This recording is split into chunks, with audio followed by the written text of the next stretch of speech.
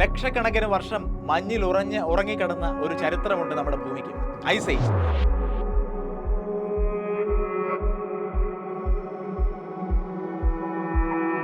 മഞ്ഞുകാലങ്ങളിലെ മനുഷ്യൻ ഗുഹകളിൽ പാർത്തു. പിന്നീട് ആ മഞ്ഞുരുകി, വെയിൽ തെളിഞ്ഞു, ഭൂമിയിൽ ഹരിതാപമെത്തി, പൂക്കൾ വിരിഞ്ഞു, പൂമ്പാറ്റകളും പറന്നെത്തി.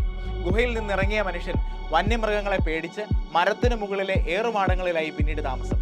ശേഷം ലോഹം കണ്ടെത്തി, ആയുധമുണ്ടാക്കി, ഒരിക്കൽ പേടിച്ച ആ മൃഗങ്ങളെയും കയറാൻ മടിച്ച കാടുകളെയൊക്കെ വെട്ടിനുറുക്കി മനുഷ്യൻ മുന്നോട്ട് പോയി.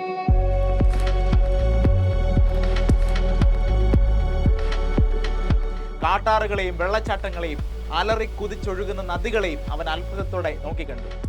ആ നദീതടങ്ങളിൽ മണ്ണിലും മുളയിലും ഒക്കെ വീടുകൾ ഉയർന്നു. വളക്കൂറുള്ള ആ മണ്ണിൽ കൃഷിയിടങ്ങൾ ഒരുങ്ങി. തീ കണ്ടെത്തി, ചക്രമുണ്ടാക്കി, മൃഗങ്ങളെ ഇണക്കിയെടുത്തു, ധാന്യങ്ങൾ ശേഖരിച്ചു വെച്ചു. പിന്നീട് ഗോത്രങ്ങളും മൂപ്പന്മാരും കുലങ്ങളും വംശങ്ങളും രാജാക്കന്മാരും ചക്രവർത്തിമാരും ഒക്കെ ഉണ്ടായി.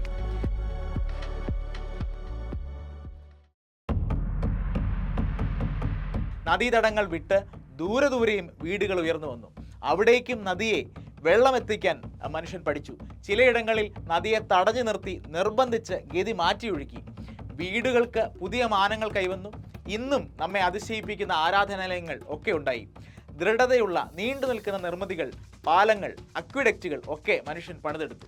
പിന്നീട് വ്യാവസായിക വിപ്ലവം, ലോകമഹായുദ്ധങ്ങൾ, ഭൂകമ്പങ്ങൾ, മഹാമാരികൾ, പ്രകൃതി ദുരന്തങ്ങൾ, മനുഷ്യനിർമ്മിത ദുരന്തങ്ങൾ, പല വീഴ്ചകളിൽ നിന്നും പലതും പഠിച്ച് മനുഷ്യൻ വീണ്ടും വീണ്ടും മുന്നോട്ട് നീങ്ങിക്കൊണ്ടിരുന്നു.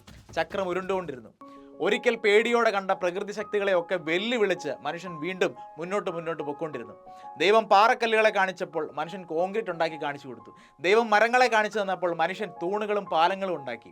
ഗുഹകൾ കാണിച്ചപ്പോൾ മനുഷ്യൻ തുരങ്കങ്ങൾ ഉണ്ടാക്കി. പറക്കുന്ന പക്ഷികളെ കാണിച്ചപ്പോഴോ വിമാനമുണ്ടാക്കി. മിന്നൽ കാണിച്ച് പേടിപ്പിച്ചപ്പോഴോ വൈദ്യുതി ഉണ്ടാക്കി നല്ല ഷോക്ക് കൊടുത്തു. പൊന്മാന്റെ കൊക്ക് ബുള്ളറ്റ് ട്രെയിനിന് ആകാരമായി.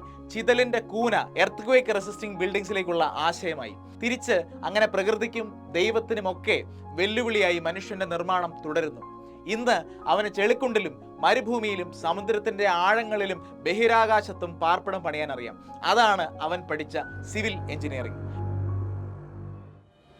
ഡാമുകളും ശുദ്ധീകരണവും വഴിയുണ്ടാക്കിയ ശുദ്ധജലം ലോകത്തിലെ കോടിക്കണക്കിന് ജനങ്ങളിലേക്ക് എത്തിക്കുമ്പോഴും ഡോക്ടർമാർ രക്ഷിച്ചതിലും അധികം മനുഷ്യർക്ക് ജീവന്റെ തുള്ളിയാണ് സിവിൽ എഞ്ചിനീയർ എത്തിക്കുന്നത്.